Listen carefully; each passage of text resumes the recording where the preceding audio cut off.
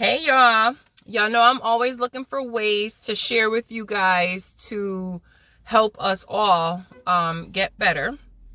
And I didn't even have to think really that far today because I was just looking at my shirt and my shirt says unlearn to relearn. And I just started thinking about like the different things that I had to unlearn and still need to unlearn and to relearn because either my perception was off or that's just not how it was. So I took some notes so that I can share some of my points with you. The first point I would like to share is creating balance instead of looking for it or waiting for it to just appear somewhere. I remember when my oldest was in college and the younger one, I think he was in high school already. But either way, they both played football and they both had games on the same day. Plus I had to work. Plus I had my own stuff and, responsibilities that I had. And I just remember feeling so overwhelmed and burnt out and just hoping, not really, but it felt like I was just hoping for a balance to just fall out of the sky and land in my tracks. And I remember talking to, different women and different moms and just trying to figure out like what is this balance stuff that sometimes we hear people talk about, like we're searching for something, but where is it? Where do we find it? And sometimes I think that you really don't even realize what you learn until you kind of stop, look back, and try to figure out like, okay, what worked, what didn't work. And so now I know where balance comes from. Now I understand that I actually had to create the balance. And the way I created the balance was by prioritizing to figure out in this moment which task or whatever obligation, responsibility, whatever, which one is the most important and which one will I be at peace with if I know I only can do one thing at a time. And so when it came to the kids' schedule, like I didn't even realize I was creating balance because what we did was, I remember there's times when I would go to the oldest game and then my husband would go to the youngest game. And then when the games didn't come on the same day, we both would go to whichever games, we could get to. And that was a form of creating balance. But in the moment, I didn't even realize it because I just always felt like no matter what I was doing, if it was the best thing for that time or that moment, no matter what I was doing, I just always felt like I wasn't always in the right place at the right time, or like I needed a clone or a sister wife. Like, when that show came out, I was like, that's actually a pretty decent idea if you got like, other people that can help you fulfill all your duties, because we're out here doing the most. We are out here working full-time jobs. We're trying to keep the house clean. We're trying to teach the kids responsibilities. We're trying to keep them active in their activities. And then plus we might have our own extracurricular stuff that we're trying to do. And it's just a lot. And, sometimes I just have to kind of pause and look back and acknowledge that I had balance, even though in the moment I didn't realize I had balance, but I created balance. And I created balance one day at a time by doing the best that I could do and just being at peace with the fact that I knew both kids were taken care of. And I reached out to my football moms. If I couldn't be there, I knew that these moms was there. I knew that dad was there. I knew, whatever. I just had this network in place. And I never really thought of it as part of my balance factor. So a lot of us are searching for stuff that we might have, But because we're just so busy ripping and running, we can't even sit still long enough to figure out that balance is being created. You might not feel balance in the moment, but it's being created. Another tip that I had to unlearn was every time the kids need something, I don't necessarily have to drop what I'm doing, sacrifice my agenda for their agenda. Because by doing that, we kind of, we hold the potential to create unhealthy patterns in the kids. So, for example, like if the kids keep forgetting their lunch or keep forgetting the books at home or whatever, and like we're leaving work to come and get you lunch, we're leaving work to come and get you these books and stuff, it's not really teaching them to not do it the next time, because we kind of made it a little comfortable and they're out here continuing to forget their stuff. But the day that you say, I'm not coming, and I guess you're just going to have to deal with the consequence of not being prepared, that actually is better than dropping everything we're doing in the moment to tend to the kids' needs, because the kids have to learn how to be responsible and to be accountable for not being responsible. And, you know, in that whole cycle right there, I slowly started to forget about me, because I just felt like I was the family sacrifice. Like no matter who needed anything, what was going on, I just felt like I had to sacrifice my time.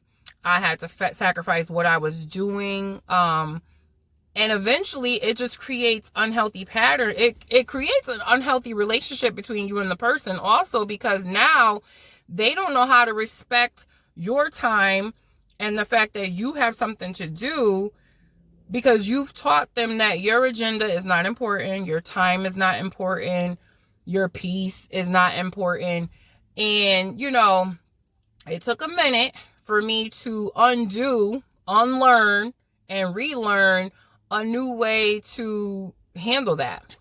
Another prime example is I had stopped working out because I felt like I just didn't have the time. And it was the point where when I tell you my day off, I would rather pick up to work, because at least at work I know 12 hours I got to be here, do what I got to do. Even if I don't get out on time, it's set in stone. Like I'm going to be here, rip and run, come home. My day off used to be like, 8:00, bring this one over here, then pick this one up. What time you got to be here? Oh, you got an appointment. Don't forget this. Don't forget that. And I'm like, if there was time, there was definitely no energy. So that is definitely something I had to relearn a better way. So now when I'm in the middle of my stuff, my time, my me time, my self-care, my health, whatever, a walk, when the kids call, I say, okay, hold on.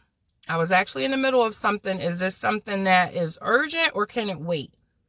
And then, you know, some things can't wait. But guess what? Some things can wait, because it ain't even that important, you know, what they're calling you for.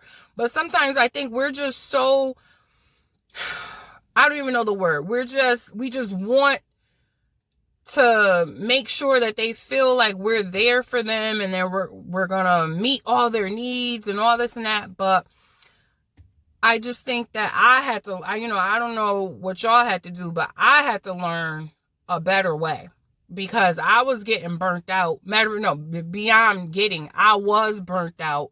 But at the time, I didn't even know I was burnt out. So now, when I think I'm being mom of the year, I can't even get that credit, because these kids are looking at me like, this chick is burnt out.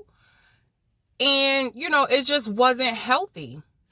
And to, what they say, piggyback on the last tip, the next one was, and I was what I was doing? I was doing either Peloton yoga or Peloton meditation. And Chelsea said, drink before you pour. And when I tell you, that thing just did something to me, and I was like, you know what? This is absolutely correct.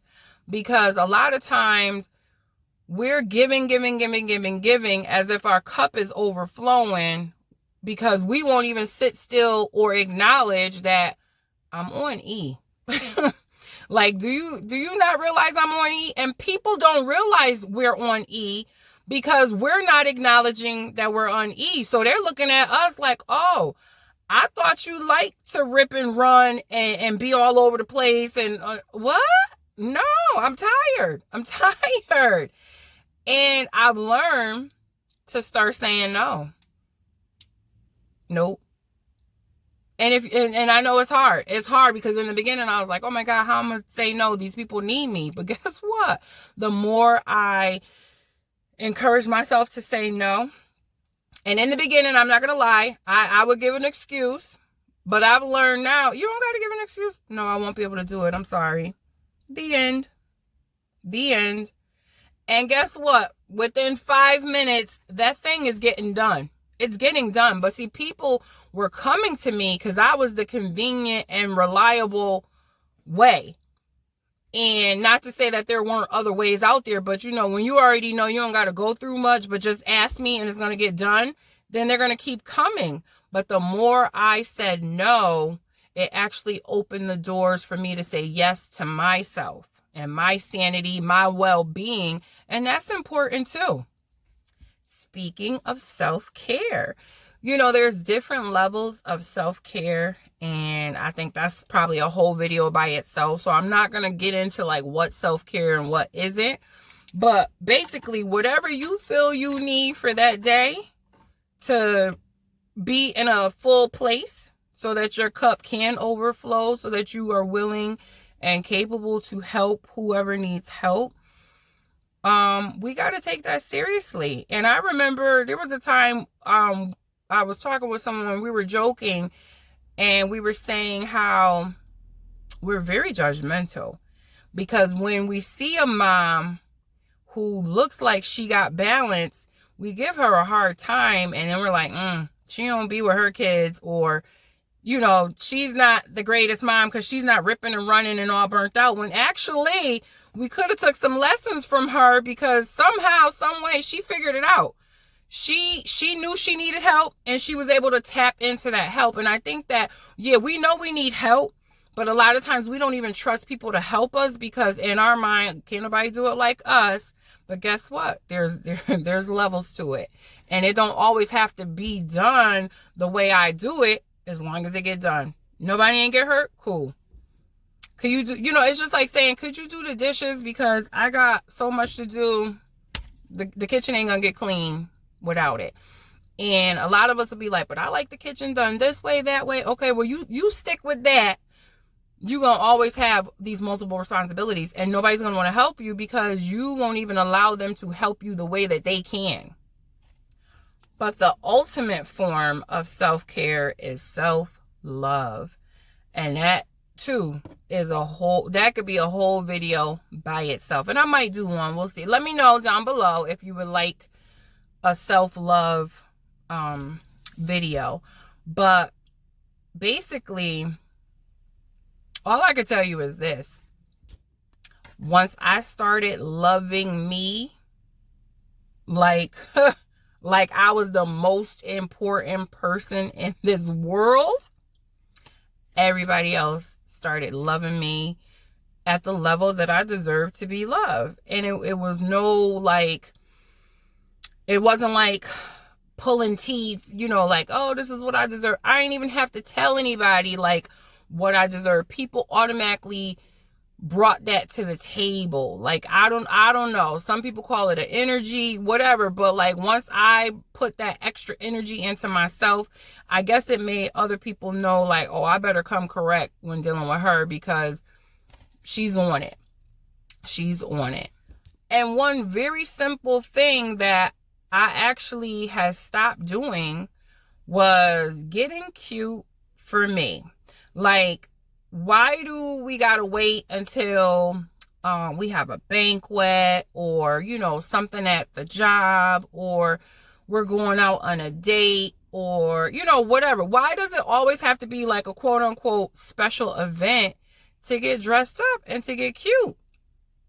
We should want to keep ourselves exciting and vibrant and cute and, whatever. Because guess what? A lot of times we say, oh, inner beauty counts more. And it do, but at the same time, when you got it going on inside, oh, it's going to show on the outside. It's going to show on the outside. And I'm going to tell you a transparent moment. My hair was falling out. And for years, like it goes through spurts. It'll grow and then it'll break off. And then we just keep starting this cycle all over again. And I'm telling you, I was frustrated. I was just so frustrated because I've been to the doctor about it. I've been to the dermatologist about it. I've been to some hairdressers about, it's just like, everybody is like, do this, do that, do that. You're doing all these things. You're like, this mess ain't working. I don't know what the answer is, but it ain't working. And it was to the point where, like, COVID really just messed me up because wearing that bonnet for work 12 hours, like, it just took my hair to a whole nother downgraded level. And I was just through. So through. And I was like, I'm about to just shave it all off. And I really thought that that's where I was. I was like, you know what? I think I'm just going to have to shave it on down, keep it low haircut, and just be okay with it. And it took me like all year, and I've shaved it before. Like, that wasn't even the issue. The issue was I was just trying to embrace the level that I'm on. And if that's where I'm at, then that's what it's going to be. Like, it's almost like the men who comb over.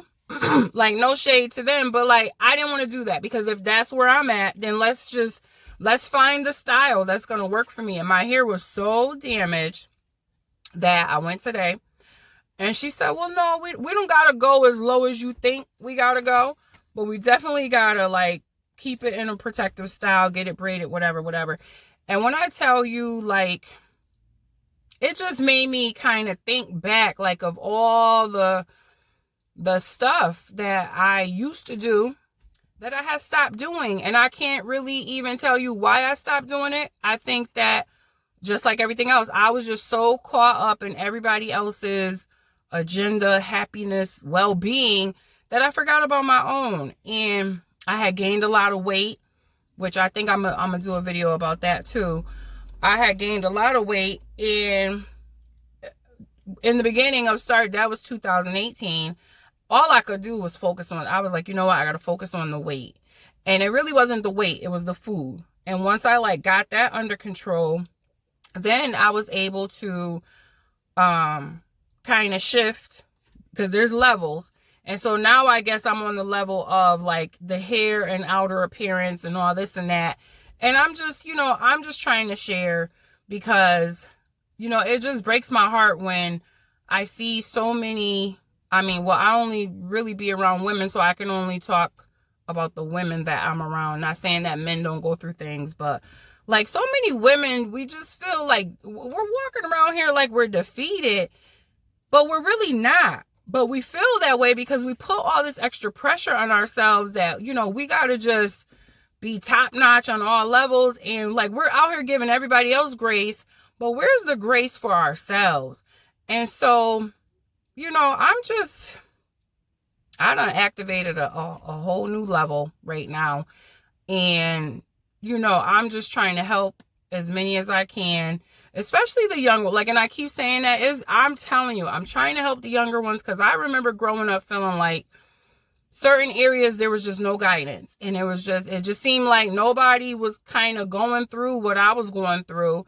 But now that I'm looking back, that wasn't true. It's just nobody was really talking about it. But I think if we can talk about situations, when they come up or whatever, like, why can't we help each other not go through the same rabbit hole that we just came out of?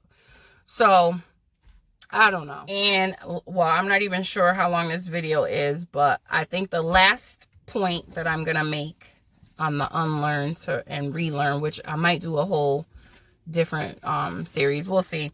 Surround yourself with people that don't expect you to dim your light so that theirs can shine. That is key.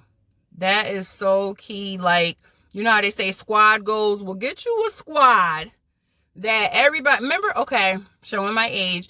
Remember the Care Bears and how, I don't remember what was going on, but when they came up on an obstacle, they would get together, and I think they either was elbow to elbow or they linked arms, and they had their little logo, whatever it was, on their chest, and they go, Care Bear stare, and it goes zoom, and then the light would attack whatever it was. That's the type of squad I got. Like, and the thing is, I say squad, but I actually got multiple squads, because when I tell you I'm high maintenance, that's another video. Like, I'm high maintenance to the point where I got levels. Like, I got friends on different levels. Like, you tell me what you need, I tell you which squad I'ma call to get it done. Like, I got my fitness squad, I got my work squad, I got my just sister girl squad. You know what I mean? Like, I don't got no name for everybody, but I got like these little subgroups, and I know who to call when I'm going through, depending on the situation. I'll be like, okay, this is a topic for this group, and then boom, reach out. Or this is the topic for this one, or this is a topic for my mom, or this is a topic that me and my cousins could, how could we handle this? Where am I going wrong? Am I not seeing something? Like, get you some support, because a lot of times we walking around here thinking I'm in this world by myself and I don't need nobody. Yes, you do. We all need somebody. Let me tell you something. We all need somebody. And those of us who consider ourselves successful, we did not get here by ourselves. Now, we might have got here. We didn't get here by ourselves. We didn't get here by ourselves. So, like I said, surround yourself with the right people at all times. And anytime, anybody, I don't care if it's a friendship, co-workers, relationship, familyship, whatever. If you feel like you can't be who you are at your brightest and best, then we don't need to be together. We don't need to be friends. We don't need to be nothing. We don't need to be nothing. And and that's why, like, I really thank God for the multiple networks that I have, because I'm just surrounded by like greatness on all levels.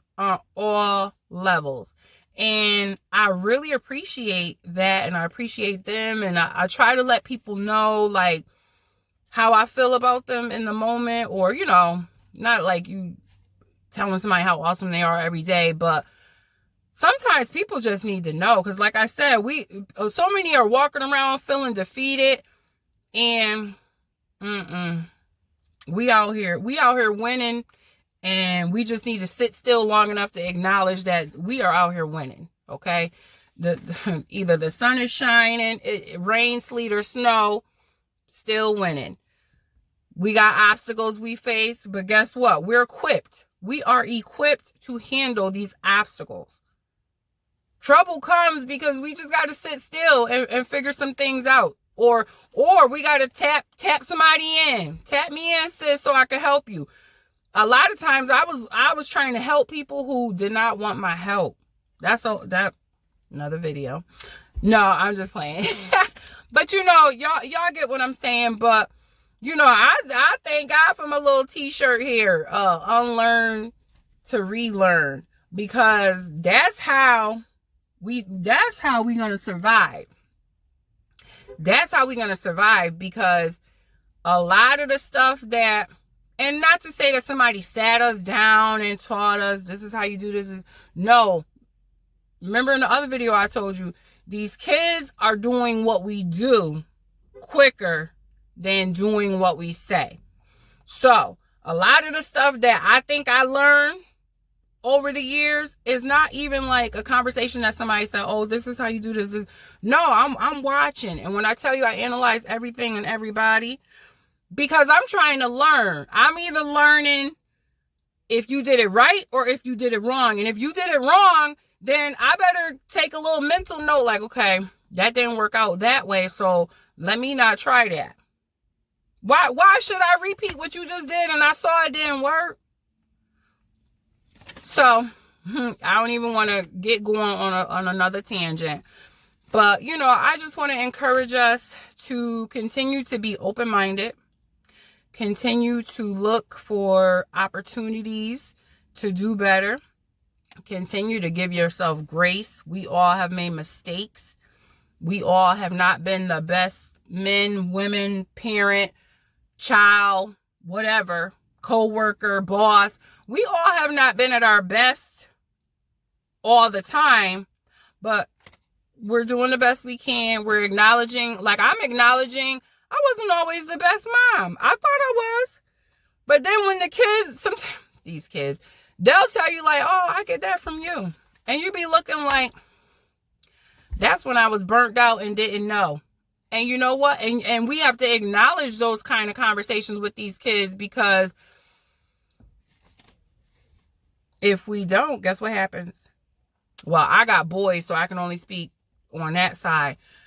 If I don't present my best self to these kids as their mom or whatever, whoever's looking up to me, they are going to go find a broken girl partner, whatever.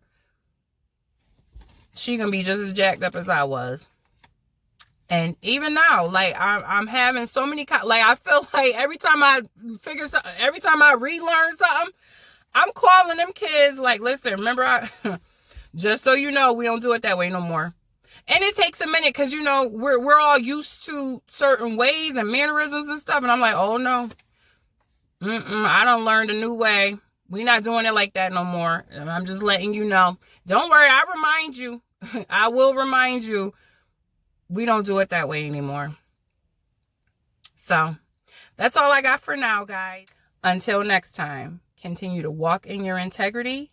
Continue to walk in your worth. Bye.